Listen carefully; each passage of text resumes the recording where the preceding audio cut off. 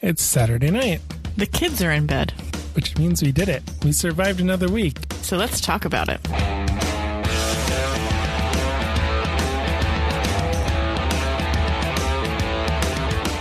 From our latest homebrew project, To kids' crafting projects. it's just talking life with two young kids and two dogs. Grab your favorite beverage, sit back, Relax. and see where the conversation takes us. Sometimes we don't even know until we get there. This is the Craft Parenting Podcast.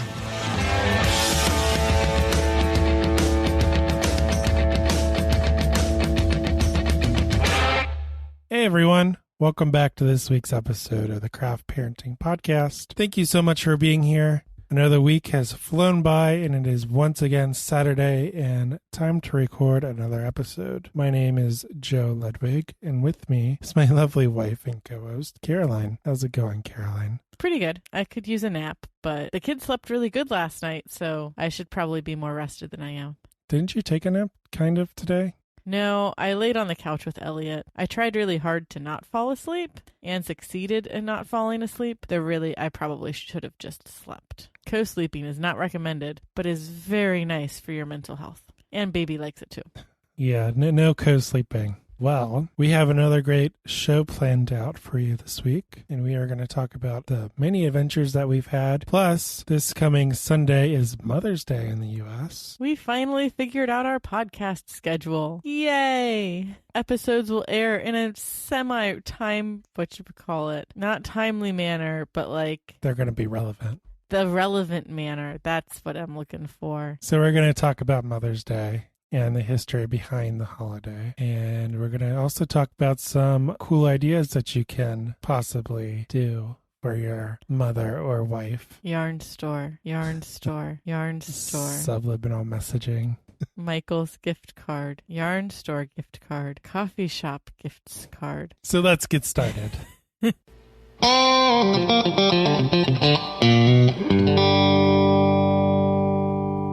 So what did we do this week? We just sat around and did nothing, right? I mean, The end. yeah. There was no lots and lots of exercise and possibly regretting that exercise, but really needing that exercise. So can I have some eggs or sides for bacon? Because I had all this exercise. You're punny. I know. Well, the weather was really nice this week. And contrary to what I just said, you did not sit around and do nothing. I really didn't.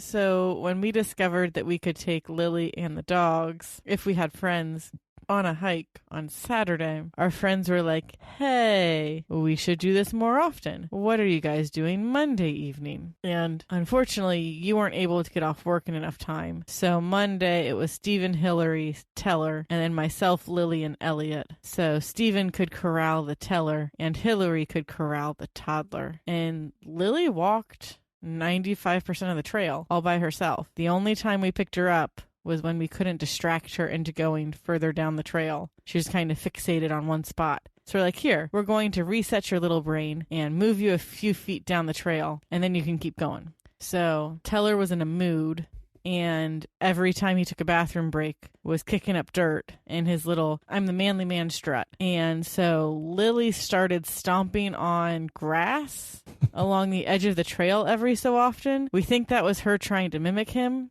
And I tried to get it on video and unfortunately did not. She started lifting up her leg too, like he does when he pees. And as soon as I got out my phone, of course, she stopped doing it. But it was hilarious because she's at that age where she mimics everything. So you have to be careful. I was going to say, we have to be very careful in what we say and do these days. Yeah. Well, she started picking at Elliot's head because she saw me picking at his cradle cap and thought I was pulling his hair. But she's been doing a lot of stuff with her baby doll lately. She's been putting her baby doll in and out of the bouncer a lot, in and out of the high chair. The high chair is the new one. So it's, here, baby doll, it's time for you to eat. She was actually upset with me today after her snack because I tried to put the tray on and she was like, no, no, no, no. And she ran over to grab her baby doll. It's baby doll snack time, Dad. You should know this. No, I did not know that.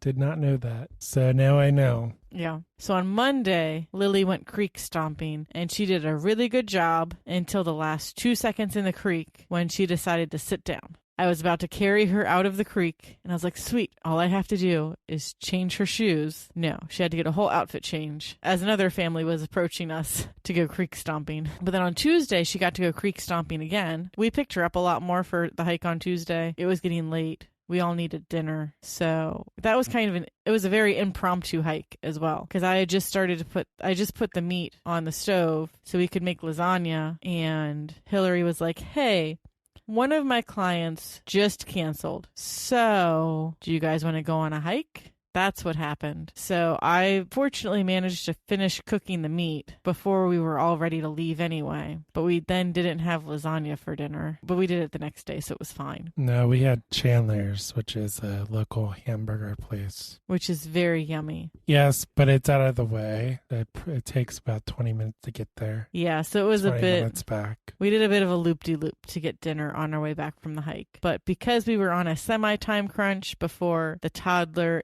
or the Caroline had a meltdown because they were hungry, we picked up the pace a little bit, and Lily got carried a bit more. But she still had fun creek stomping, but since she was in a dress and she bends down, we had to change out her dress for a shirt. But she did really good. She had a lot of fun. She did. And there's this little portion of the creek where there's a rock that overhangs, so the water makes it look like a waterfall. It's like her own mini water table. It's great. She really enjoyed it. And then she would pick up little stones and not throw them. She would just drop them. We have to test gravity. Right. I'm saying it was adorable. It was really cute the way she interacted with the water in the creek. Yeah. And then, of course, Teller is obsessed with water. So he was just waiting for people to kick water in his face. So far, Lily has not been mimicking that behavior. We're hoping that she's not taking kick the dog in the face out of what we're doing. And it's just splash water on the dog with your foot. But we'll see. Time will tell. Oh, boy. So for those of you keeping track at home, that is 2 hikes for Caroline this week. On Wednesday, Stephen and Hillary had a giant hole in the middle of their schedule, and I only had Elliot. So they decided that they wanted to go on a walk down along the riverfront. And hey, we can stop at a coffee shop along the way. So we went to Block Coffee in Price Hill, which was also recommended by a few people. The coffee was pretty tasty. We drove down the hills of Cincinnati to get to the river, managed to park at the Moorline Logger House, realized once we were starting to find a parking spot, hey, we didn't check to see if the Reds were playing today. Fortunately, they weren't, so parking wasn't astronomical, and we walked along the riverfront. We did Smale Park, Yeatman's Cove, and Sawyer Point, and back. So that's quite a jaunt. It is. And we were accused of taking up the whole sidewalk because this woman was trying to pass us on the right. And she looked like she was having a wonderful time walking downtown. She had a sour look on her face every time we saw her. I mean, you're walking downtown in these gorgeous parks in the middle of the day on a Wednesday. At least act like you're enjoying yourself. It was a beautiful day too, right? It was gorgeous. It was relatively warm. Yeah, you didn't need a jacket.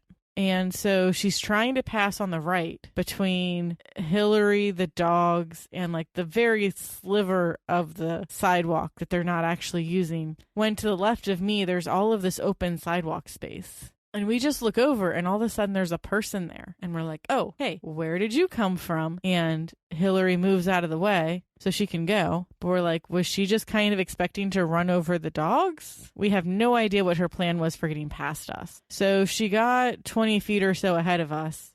And I had been getting frustrated all day with like police officers passing us on bikes and not saying something like on your left or behind you so we could just kind of tighten up a bit or make sure that we were aware that they were passing us before they passed us. So I made the comment, hey, nobody's saying on your right or on your left today. It's a little annoying. And she turns around and waves her arms real big and says, well, when you're taking up the whole sidewalk. And we're like, what? We're not taking up the whole sidewalk. There was literally no one coming towards us, and she had all this room on the left to pass us, but she had to pass on the right. So that became our thing for the rest of the day. When you're taking up the whole sidewalk. And there were a few times when we did actually take up the whole sidewalk just because we could and no one else was around. And to spite her because we're cool like that. people need to calm down and be nice to other people. Like, I know you might be having a bad day, but it's not our fault that you're having a bad day. Unless it is. Literally, all she had to do was say, on your right. And then we would have been like, hey, person, let's scoosh over a bit and let her pass. But no, she decided to try to barrel us down without saying anything. No idea what her plan was. Very interesting. We also need to be grateful for what we have, because in some countries, you have to ask permission to go outside to walk your dog. This is true. We did have 2 dogs with us, so we could have said, like, Teller was my dog and Julie was Stephen and Hillary's dog. And hey, this is why we're all out of the house at the same time. So how did you feel about our walk on Wednesday? You were sending me annoying pictures of Elliot in the middle of the street. But he wasn't really in the middle of the street. It was a fake picture. Well, it was a staged picture. We were in the middle of the Dora, which I should probably look up what Dora stands for because I forget. It stands for the Designated Outdoor Refreshment Area. So right before opening day with the Reds, the city of Cincinnati designated a Dora for the banks. So there are little stickers or plaques on the ground that say you are leaving the Dora or you are inside the Dora. And they actually took one of the streets, and I don't know what the street name is, that comes out from the stadium and is mostly restaurants and apartment buildings, and have officially blocked that off to traffic. But they only did that a few weeks or a few months ago, so they still have all of the road markings on the ground. Is that a permanent thing? It is a permanent thing because they have the bollards, the permanently attached into the ground pillars that make it so cars can't drive through. Oh. Yeah. So Joe was unaware of this. And at one point during our walk, there are picnic tables downtown that move. And I had stopped Elliot on the sidewalk, gone over to the picnic tables and tried to make them move. And Hillary sent Joe a video of, hey, look, Caroline has abandoned Elliot.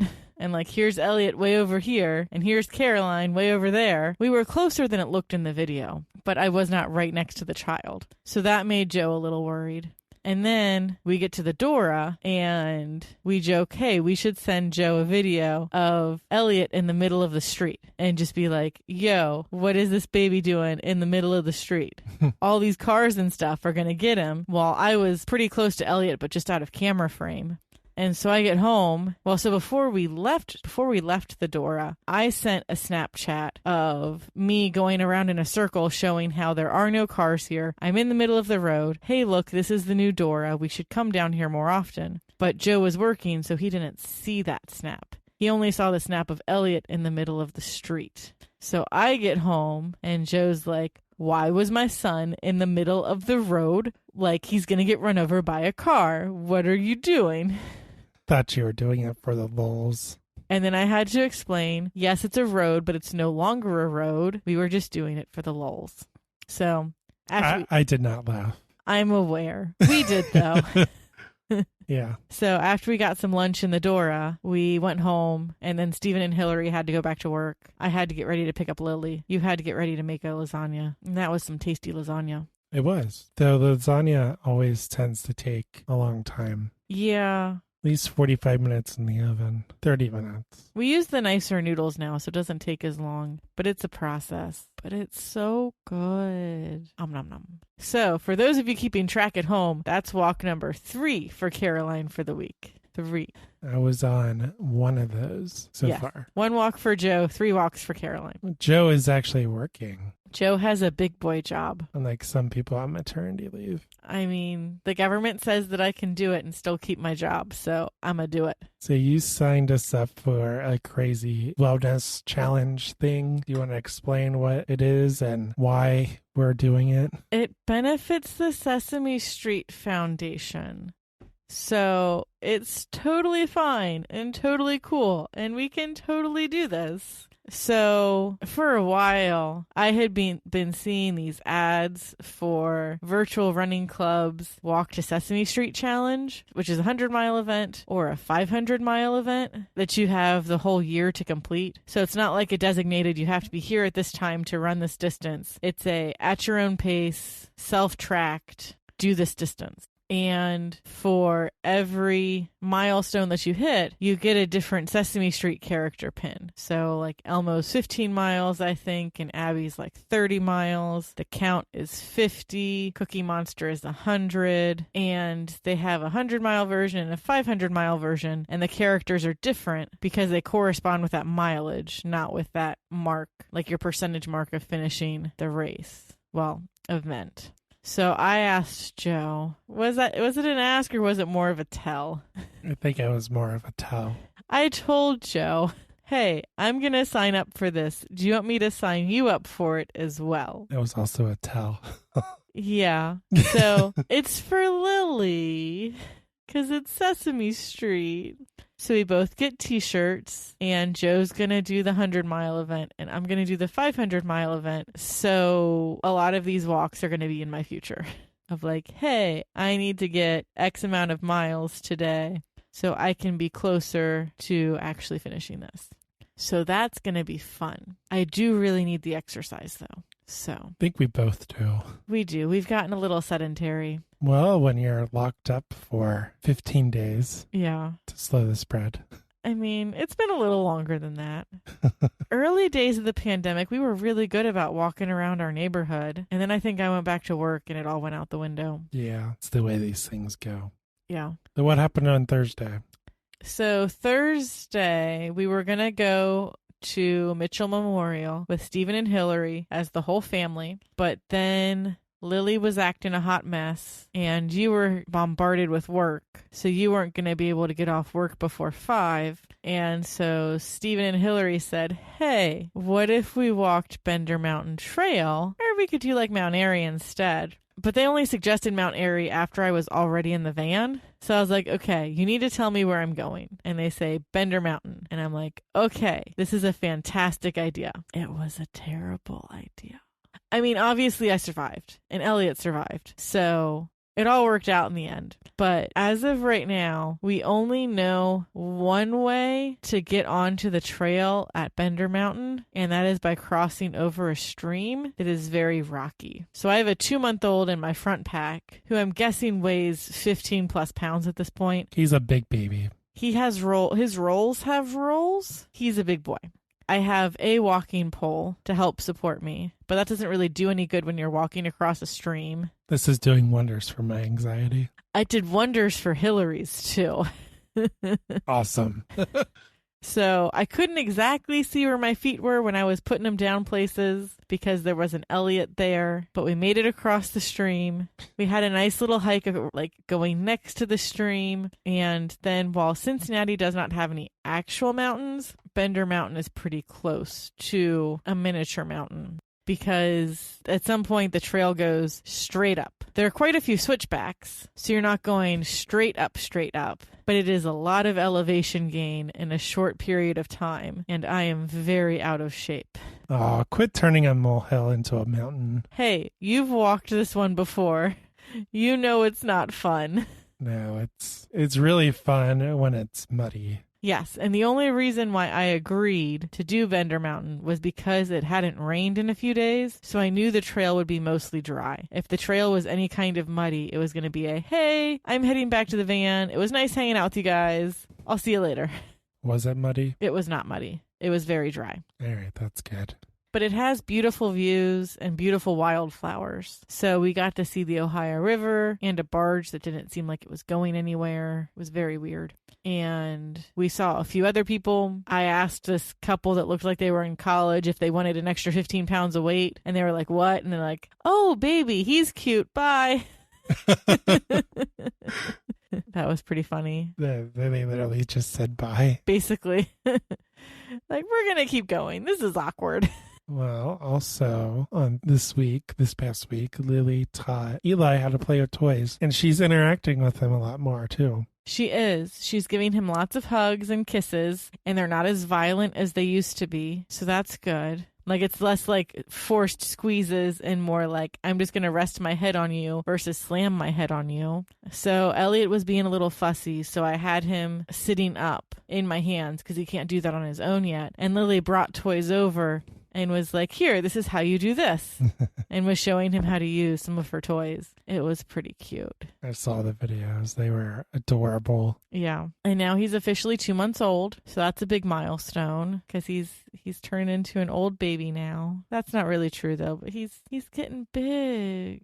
He is. Where has the time gone? I honestly don't know. We started this thing when he was only 2 weeks old.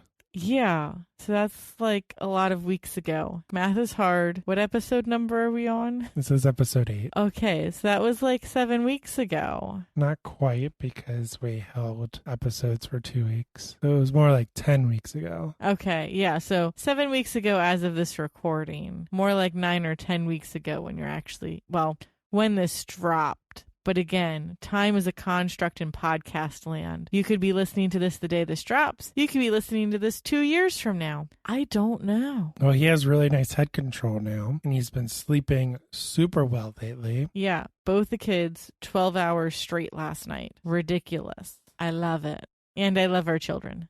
I tell my coworkers that, and they're like, what? My former boss, he has a 1-year-old, a little over, I think he's like 14 months or something. He's a little old. He's a little younger than Yes. Lily. And he is not sleeping. Every time I talk to him, he's like, it would be nice if my 1-year-old slept.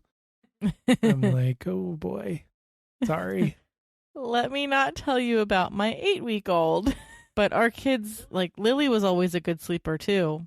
I'm a pretty good sleeper. You're a pretty good sleeper. The dogs are experts at sleeping. They really are. That's where the kids get it from. The dogs have taught them well. Well, Eli is going to be bigger than Caroline by the time he's 2 years old at this point. Yeah, with the rate he's sleeping and eating, he's going to be huge. And Lily's hitting some good milestones too. Yeah, we're practicing talking with her. We keep quizzing her on who everyone is. She can say Dada, Mama, and Zoe quite clearly. And Zoe. yes. And she can kind of say Lily. It's kind of funny. It's a hard word, though. It is. It's all those L's. Yeah. It's like little Lily is something close to what she says. Yes. And she knows when you point to each person, she knows them by, she associates the name with the pointing. Yeah. And she has a hard time saying Clara and Eli still. Yeah. Clara kind of sounds like Lily, and Eli sounds like Bubba sometimes. She might just end up calling him Bubba. I don't know. We'll find out. And she's starting to say more, please, but she doesn't say the L. So it sounds like peas. That's so cute. One day we're in her room and she's acting like she wants to get up. And I'm like, say up, please. And I sign please. And she says up, peas. And like just violently rubs her chest because that's what please is for her. And I'm just like, oh, my little heart. That's so cute. What do you want? Do you want the moon? Do you want to go to Disney tomorrow? We'll make it work. Mom wants to go to Disney tomorrow. I mean, you're not wrong. It's not a hard sell, is what I'm getting at. Nope, not in the slightest. And she knows where a ton of her body parts are. She's very consistent with her head, nose, ears, mouth, belly button, and toes. Her eyes, she's getting a lot better with. But sometimes she starts at her ears. And then we're like, no, your eyes. And we point to our eye. And then she like violently stabs herself in the eye with her finger. Maybe one day she'll learn. And I'm like, Hopefully. no, honey. Just point next to it. You don't have to stab yourself. Or she'll like violently stab your eye. Yeah, she did that the other day. That was fun. Oh, it's cute. So we're working on that, and she gets it down pretty quickly when we work on it. And moving on to Friday, yesterday, we ate dinner at Wild Mike's, which is a local wings place. That place your mom has tried to get us to go to like 3 separate weeks, but has not planned in enough time to actually make it work. We made it work this week. Yeah, because we went for the senior special. Yeah, we were there for the early bird special. They don't have an early bird special, but they should. I would use it all the time. Yeah, we went there at like 5, maybe even a little before that.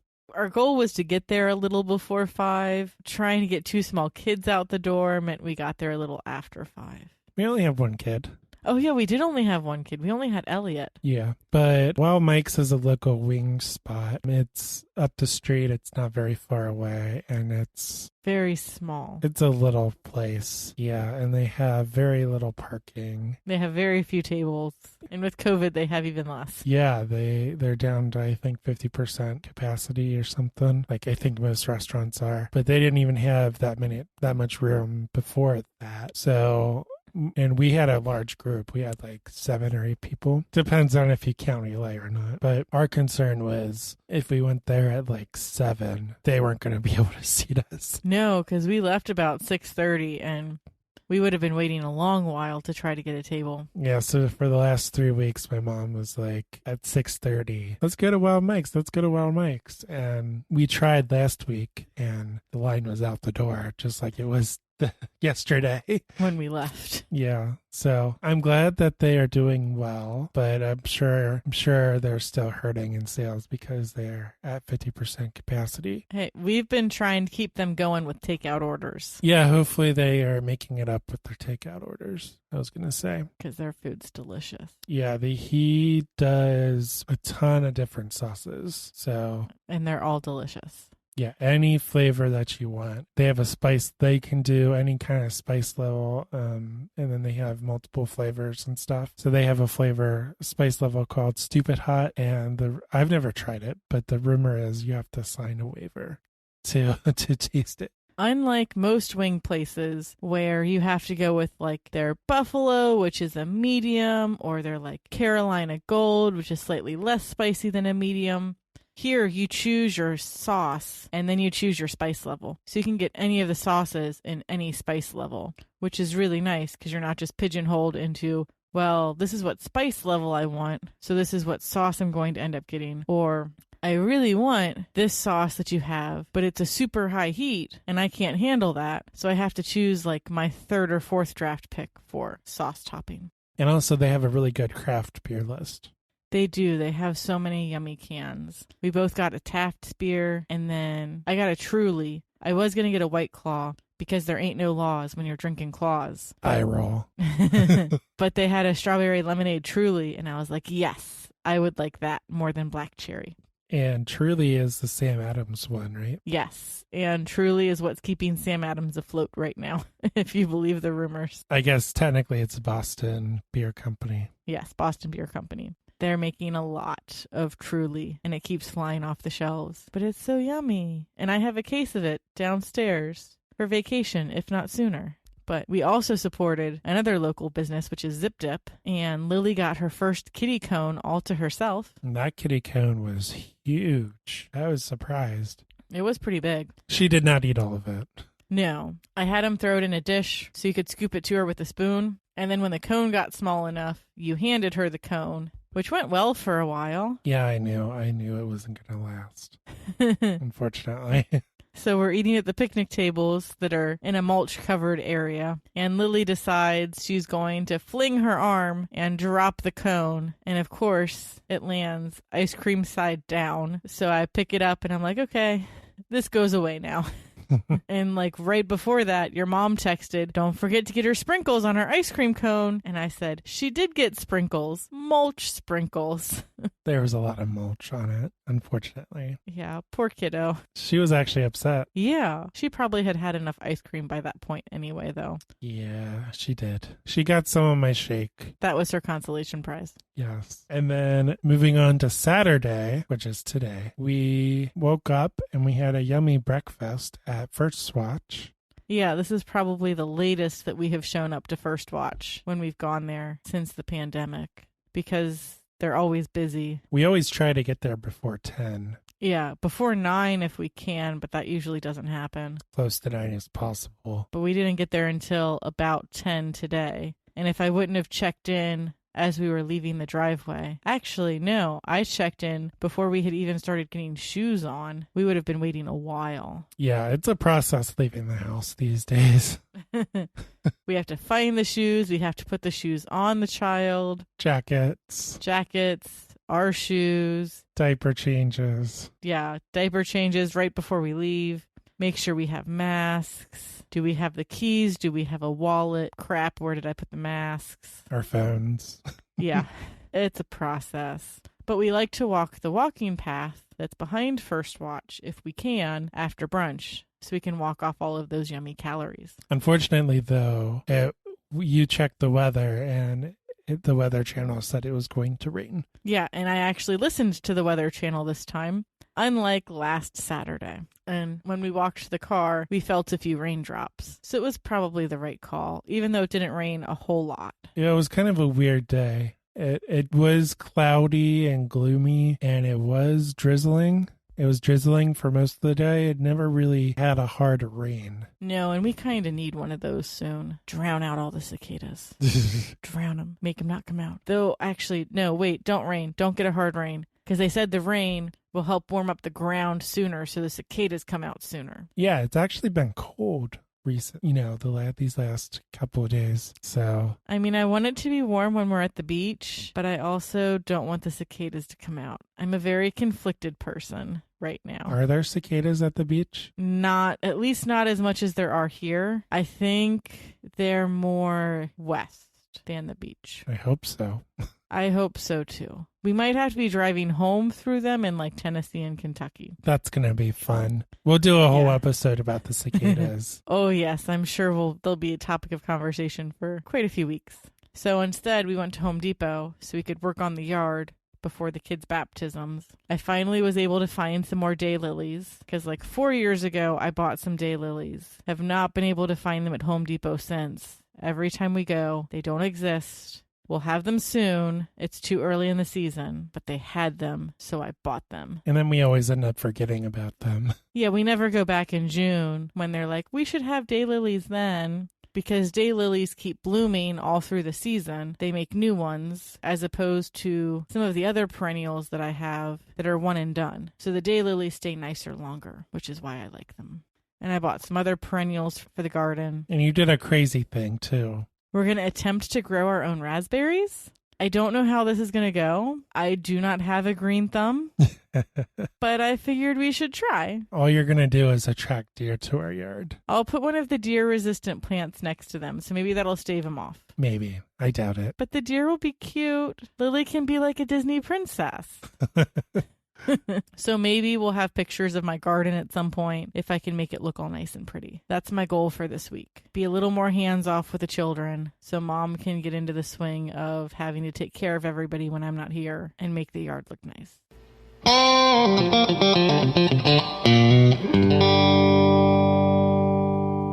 So in What's Annoying Caroline in children's TV this week, in general, the character of Donald Duck on Mickey Mouse Clubhouse, not a fan.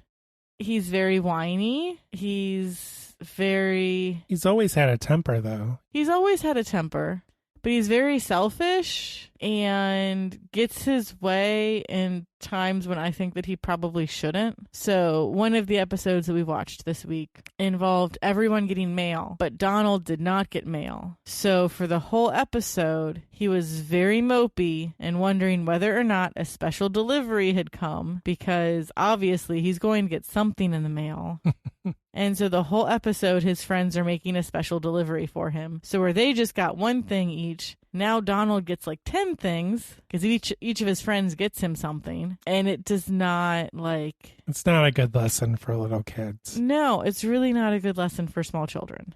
You need to be grateful for what you have, and a small thing would be nice. That's kind of like what I was saying before. People need to be grateful for what they have. Yeah, and Donald is not very good at that. So then in another episode, Goofy is trying to make something for the, and I quote, Artsy Arts and Crafts Show. That is the name of the event. Instead of just calling it the Arts and Crafts Show, it's the Artsy Arts and Crafts Show. And Clarabelle the cow walks in with her, right? It reminded me of a derby hat. Yes, but it's fromage because it's cheese. So, hey, the kids are learning French. That's nice. So it was meant to be very fancy. Yes. It's a fancy art show. And Goofy doesn't have an art thing, but everybody else is making an art thing. So Goofy goes around and tries all of the different art styles that the other people are doing. And all of his stuff looks different than what they're doing, which is fine. And what Mickey says the whole time is there isn't a wrong or right way to do art. It's what you make and what you like. That's what's important. That is a good lesson. That is a good lesson. And they're like drilling it into Goofy the whole time, but he doesn't get it. But with this episode, the thing that was annoying the crap out of me was Minnie is throwing clay pots and Donald is throwing clay pots. Minnie makes a clay pot that is round. Okay, that's fine. That's how this works. Donald makes a clay pot that is a pyramid. Like, you're on a spinning wheel. How do you even do that? No, that's not how this works. Find a different way to teach the children about different three-dimensional shapes. And then Goofy makes a pot, and it looks like a banana. But not like a banana standing up on its end. No, this is a banana standing on its side, so it looks like a smiley face that he spun on the spinning wheel. Like, that's... No. They could have just shaped it with their hands, not on a spinning wheel, and I'd be mostly okay with that. But that's not how this works. That's not how any of this works. Why? It's a cartoon, though. But it's supposed to be teaching children things, and these are not good things to teach children.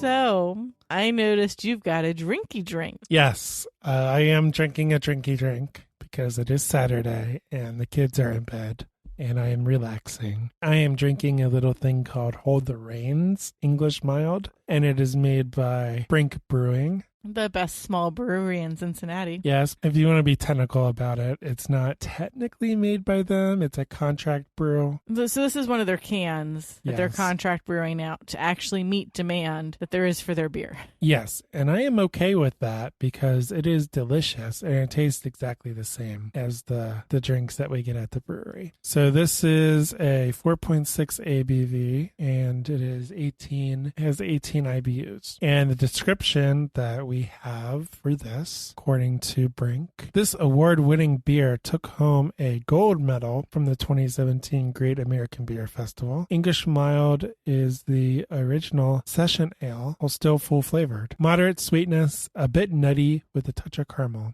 Chocolate and roast notes gives way to a dry finish. You know, some people say caramel. Are we going to have that debate just like last week when we debated hot dogs being a sandwich or not? Hot dogs are totally a sandwich. Yeah, here we go. Talk about your beer. Well, that's about it, really. It kind of reminds me of a Guinness in that it's really, really dark, but it doesn't taste super dark. Like it tastes kind of smooth, and it's a lot lighter than it looks. So I really want to go back to London just so we can get some good cask ales. If anyone knows of some good cask ales in the Cincinnati area, or even like Columbus or Indianapolis, I want me a good cask ale. Rock Bottom used to have a cask ale or two. They gone. But they gone, yeah. After they renovated and everything. Yeah, they didn't. I mean, the pandemic did not kill them, I don't think. I don't think the pandemic killed them either. It was a finishing blow for sure, but their parent company was struggling. Yeah, and I don't know how well their business model worked, but I mean, the food was okay. The beer was good. Rock Bottom, they had their own microbrewery. Yeah, on site. Each restaurant was its own microbrewery, so you'd have your own local beers. But yeah, cask ales. I need me some. They're so good. That was a really nice thing that we discovered in London, the cask ales. Yeah. So I am drinking a Westside Brewing Rausch beer, which is their smoked lager, ABV 6%, 25 IBUs. If this beer sounds familiar, it's because Joe drank it 2 or 3 episodes ago. Delicious. It is really yummy. I saved you one. You did. And Rausch beer is an acquired taste because it is a smoked beer. Just like sour beers, your brain's kind of like, what is this thing? So sometimes it's really hard to wrap your head around if you haven't had one before. Just to breeze through the description again, for those of you who haven't listened to our previous episode, but you should. It's chestnut in color.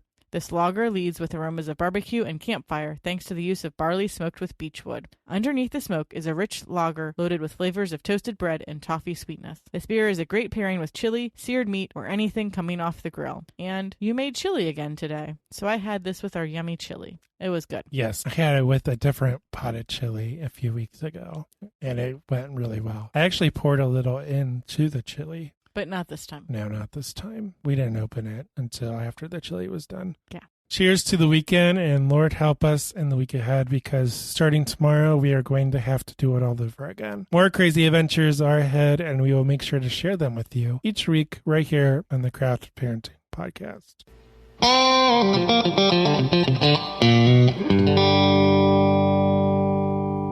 I'm a pretty awesome mother. You should celebrate me. Segue!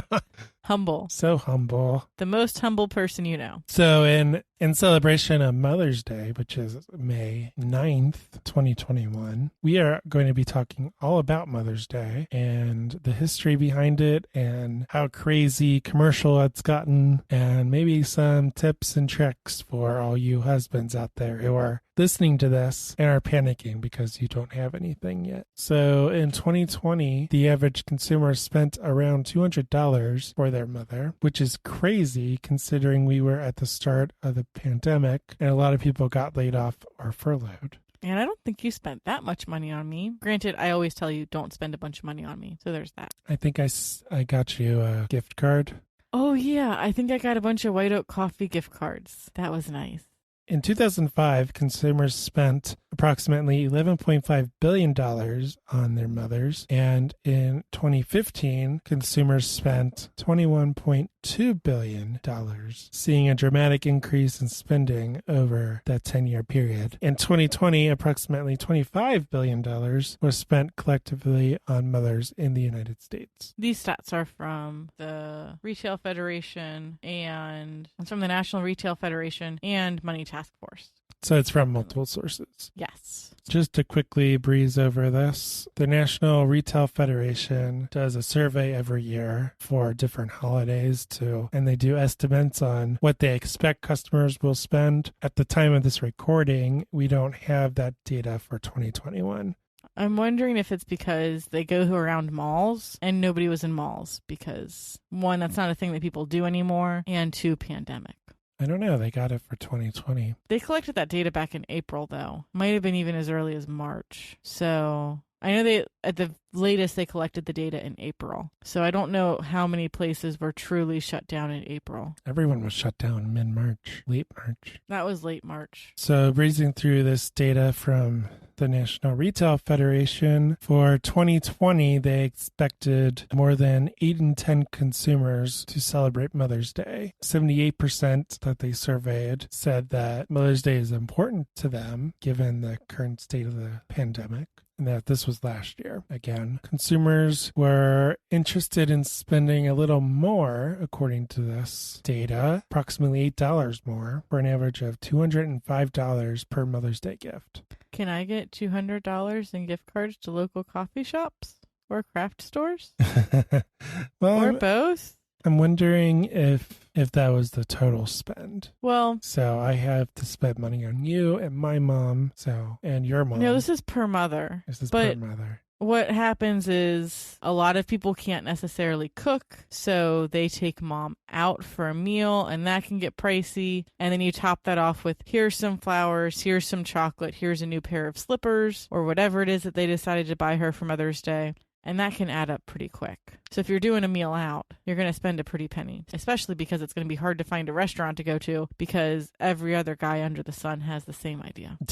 So basically, Mother's Day is a huge consumer conglomerate. It is. It has become very commercialized, which isn't anything new, apparently. No. Do you want to go into that history? Yeah. So after reviewing history.com and a few other sources just to verify what history.com was saying, the general Mother's Day can be traced back to ancient Greek and Roman times when they would honor the mother goddesses Rhea and Cybele. In the European Christian faith, there's a Mothering Sunday, which fell during the fourth Sunday of Lent and was originally when people would return to their mother church or the church closest to their house. There would be a special mass at the church, but over time it became more secular, and children would give their mothers flowers and other handmade things. Over time, this tradition waned away until merging with the United States version of Mother's Day in the 30s and 40s, but they still hold it during the fourth Sunday of Lent. So that's one of the reasons why in the UK and other European countries, it's typically the fourth Sunday of Lent as opposed to in the United States. Which is the second Sunday in May. Correct. Mother's Day in the United States was started by Anna Jarvis in 1908 and became an official U.S. holiday in 1914 to be celebrated, like we said, on the second Sunday in May. It was to honor the sacrifices of mothers and in part to honor her mother, who had passed away in 1905. Anna was unhappy with how commercialized it became and in 1920 actively started campaigning against Mother's Day. It hadn't been a national holiday for 10 years at that point, and she was already like, no, stop this. Don't do this anymore. It's ridiculous. But that's the consumer media for you. In her eyes, it was a day to visit your mother, but florists, confectioners, card companies, and other establishments had turned it into a holiday where they could turn a profit. Before her death in 1948, she had been actively lobbying to remove it from the national calendar. Yeah, so she went through all of this lobbying to get it added to the national calendar, and then not even 15 or 20 years later, she's like actively lobbying to get it taken off of the national calendar. And now we have Mother's Day, Father's Day, Siblings Day, Grandparents' Day, all of these fun other holidays. Sweetest Day and Valentine's Day have also become very commercialized and just ridiculous.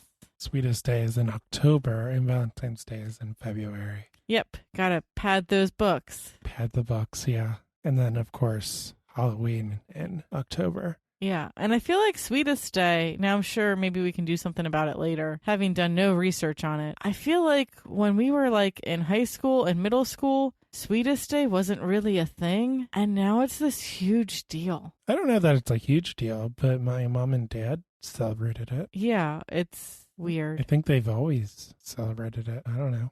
So, if you're looking for ideas for things to get your mother or the mother in your life for Mother's Day, most of these are for the mother of your children, but can be adapted for potentially any mother in your life.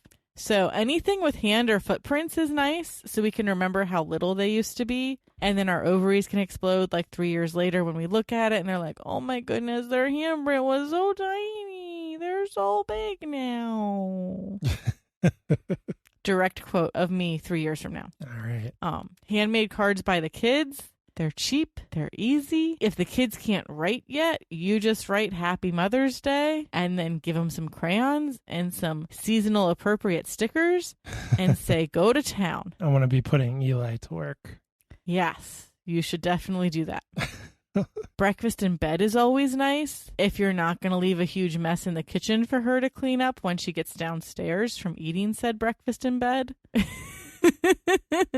Looks at kitchen that is currently a complete mess. And if you can cook, I mean, even if you can't cook, it's pretty hard to screw up toast. So just make her like some buttered toast with some cinnamon rolls. Like, it doesn't have to be anything elaborate. Like, people go all out on these big fancy things, and really it's the simple things that show us that you care. I don't care about the quantity of money that you spend on me. I care about the quality of the time that we have together. Aww. Gift cards for coffee shops and yarn shops. Subliminal messaging. It's not subliminal.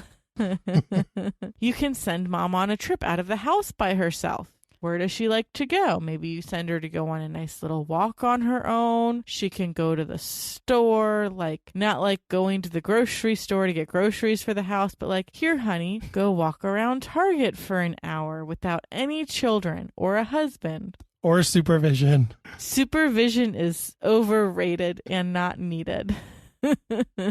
Have mom go to the local craft shop. Maybe tomorrow, the day after we record this episode, when they're having sales, because it's local yarn store weekend. Just a thought. I'm sensing a pattern. A very direct pattern. Flowers are nice. Chocolate's nice. If these are things that the mother in your life likes, some weird people don't like chocolate, but that's okay. You do you. That just means there's more for me. Potentially. We still have Easter candy. We do. Technically, it's Lily's Easter candy, and I should probably give her a little bit more of it so she eats a higher percentage of it, but we'll see what happens. Yeah, I mean, even just like getting your mom some like nice bath salts and a face mask, and just saying, here, veg out on the couch with your favorite show for 2 hours. I'm going to take the kids out of the house. Like, that works too. So just low stress, low expectations. Don't build it up to this huge thing because it doesn't need to be. It can just be something simple. Then you save your money to spend at the coffee shops and the yarn stores. There it is again.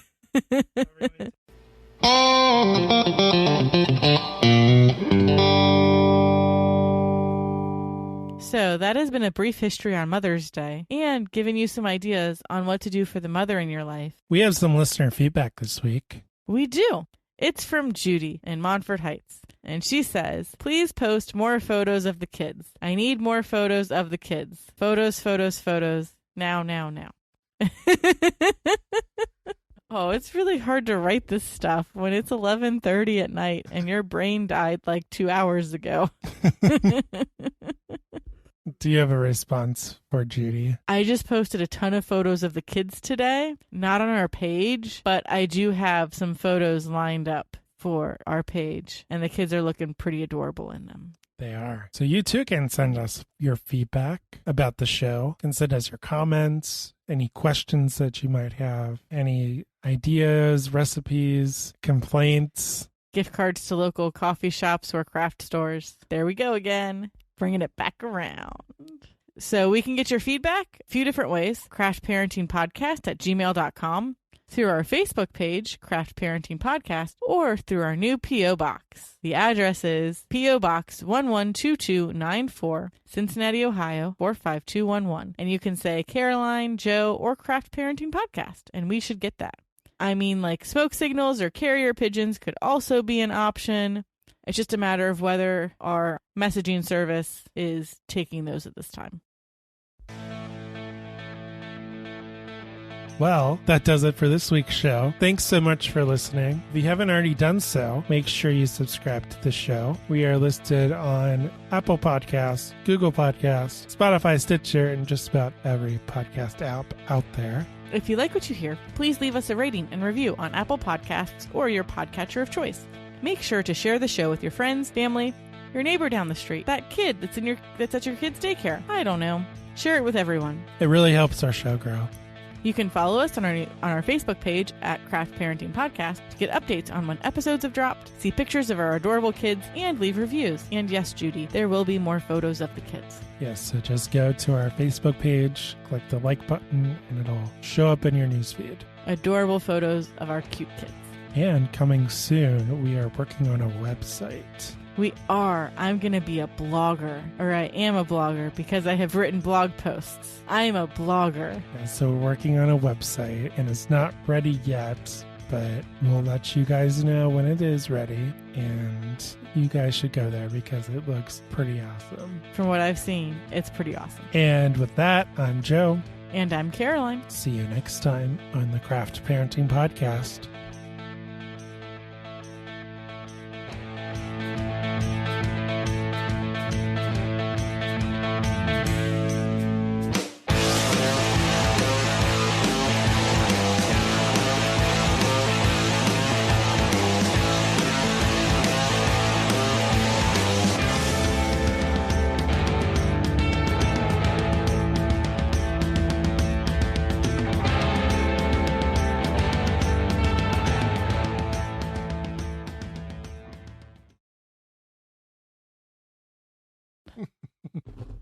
Ow.